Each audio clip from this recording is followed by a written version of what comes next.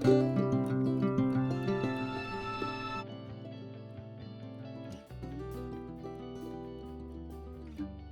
is Scott the Fix-It Guy. Today we have a Frigidaire dishwasher. The customer mentioned that it just isn't draining, so we're going to take a look and see what could be doing it. So when we look in there, we see a lot of water, so something's preventing it from draining. We're going to check a few things. One thing we'll try first is just the cancel button. Alright, so we should hear it. Maybe we can hear the drain motor kick in when we close it. Cancel. Theoretically that should go to drain now. Should activate it. I'm not hearing anything. Reach in here and feel anything. Oh, you know what? When I get closer, I can hear the drain motor humming. So what this means is that something got caught, like a little piece of glass, in the drain motor. So I'm going to get the dishwasher out and just get that little piece of glass or ceramic out. It's going to be pretty easy. First thing I'll do is I'll get the water out of the inside by bailing it out. You can just use like a mug or cup to start the bailing. And then when you get near the end, I usually use a turkey baster. You even get a little pump, electronic pump that'll do this too. But it's pretty quick and easy just to use a cup. I'm bailing out the water. I decided to move a little bit of the filter, and there's a lot of debris in here, so I think that there's just a ton of junk. And this is a case where the customer does not rinse their dishes, and this is what will happen. The dishwasher will not work well, and it will. This is the problem. So it's going to be a matter of just getting all this crud out from where the drain is, and it's going to work fine. And also it'll clean a lot better once we remove all this stuff. So it is really wise to rinse your dishes. So I got the filter off, and we can see the filter is massively clogged. So it's a wonder this machine could even clean dishes at all. It's just way too much debris. And I'm just using now, I bailed out most of the water. I'm just using a turkey baster to get the final amount. And we're going to see if we can get all this crud out of the way, and then also we'll check on the drain pump, because something is blocking the drain pump.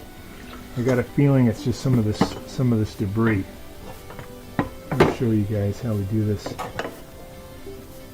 But a lot of junk in there, right? That's all stuff that can get pulled into the circulation motor and cause all kinds of problems. So please rinse your dishes. Do the next step. So here's the turbidity sensor down here, and it's just got a bunch of crap in the way too. Wow. Just gonna get all this stuff out. Okay. That's the area called the sump.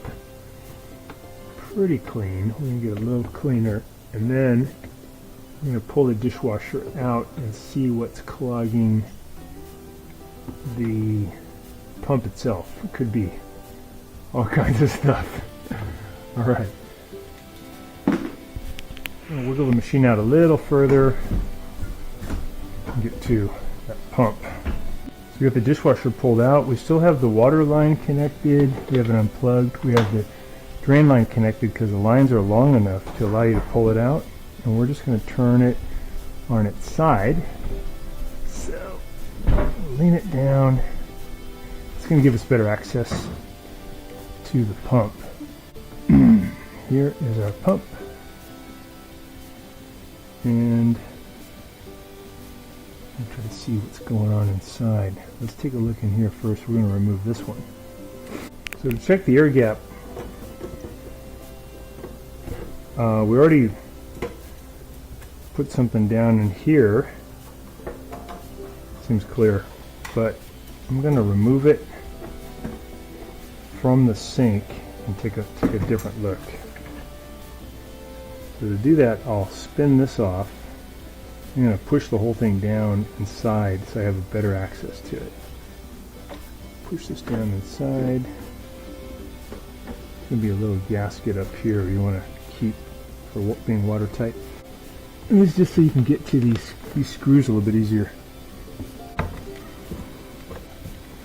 Here's one we want.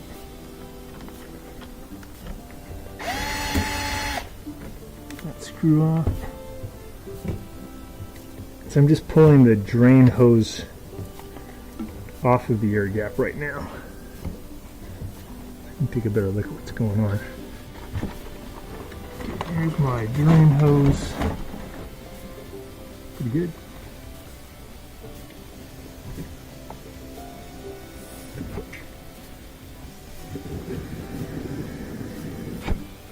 So I'm pushing air in there pretty hard. I can hear it gurgling around in there. So I think we got good flow. Make sure that's clear. You can see light through there. It looks good. I like it. Distance, and now I can hear it flowing. Maybe something in the tube got shot through. Let's see if it's going to work now. So put that tube back on. Up on the air gap. Put this one back up. Tighten up that screw.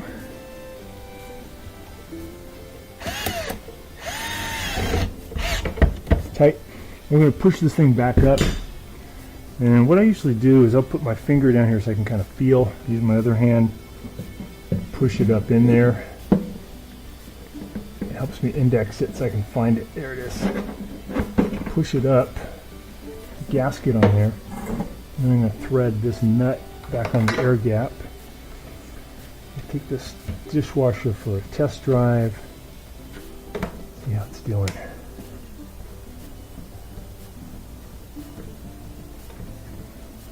One test I like to do is when it does drain, I'm going to let it fill up, I'm going to let it drain. I like to see water shoot out of this about that high, maybe 3 or 4 inches. And I know the drain's really doing good. So I'm going to leave the cap off here for a second. We're going to start the dishwasher. Okay, we got power. It says power failure. That's normal because it's telling you the power went out. I'm going to select the cycle. Do quick wash. 50 minutes. Start. It's letting water in. See what happens. We have a full contingent of water now. Circulation motor is active, and we can actually hear it shooting around a lot better than it did previously, and that was the result of this filter being so clogged. So we're going to also clean that. Next thing I'll do is I'll press cancel. I want to see if I get some water coming out there. A little water left. I think the drain's working now. I think we got rid of the obstruction. I'm going to close it. Yeah, so we can see a big column of water shooting up. That's a good drain. Okay, put that back on.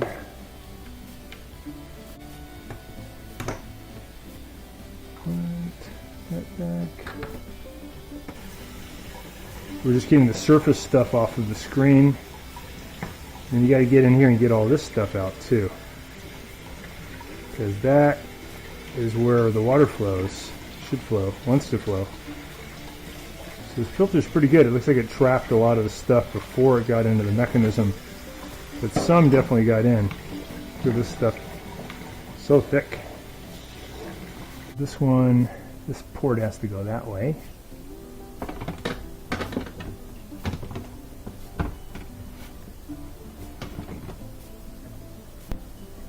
Okay, got that locked in.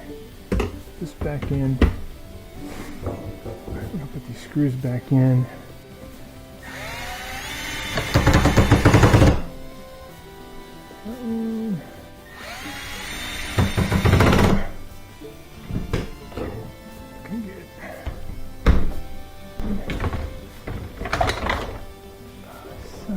Biscuit.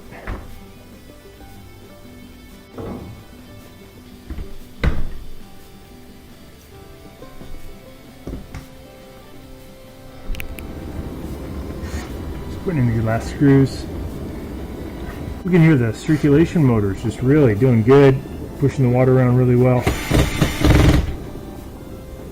So that's a result of it being a lot cleaner.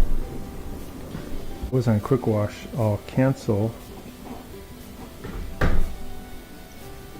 Should start the drain motor. There we go. So it's flowing really good. We can hear it. Back working good.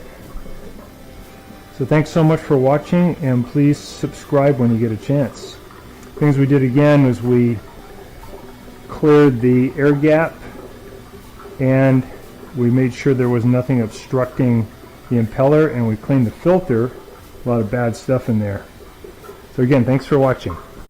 Hi, this is Scott the Fix-It Guy. Today I just want to tell you really quickly about our exciting new membership levels for our channel. Plus you'll get really cool emojis like this one right here that's an animated type of a GIF.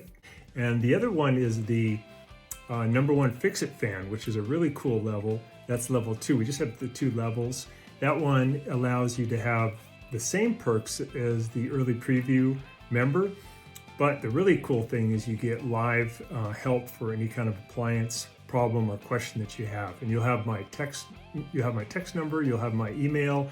We'll be able to do a Zoom call or FaceTime or text or email, whatever's best for you to help you resolve the problem. And usually I charge about $45 for that for non-members through Zoom calls. For you guys, it's just $4.99. It covers your membership, and then you can access information from me at any time. This is over 35 years of my experience as an appliance technician.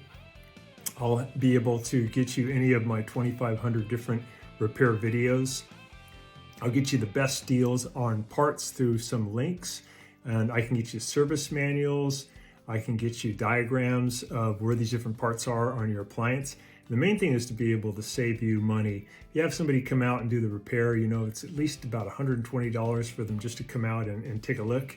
And you'll be able to do most of these repairs for probably under $20 in parts. And I really am excited and have fun helping people to do these kind of repairs and to help you save money. So I look forward to you becoming a member of our channel, and I really appreciate all your support. And if you can join today, just click on the link below and we'll get you started, and I'll look forward to talking with you soon. Thanks again.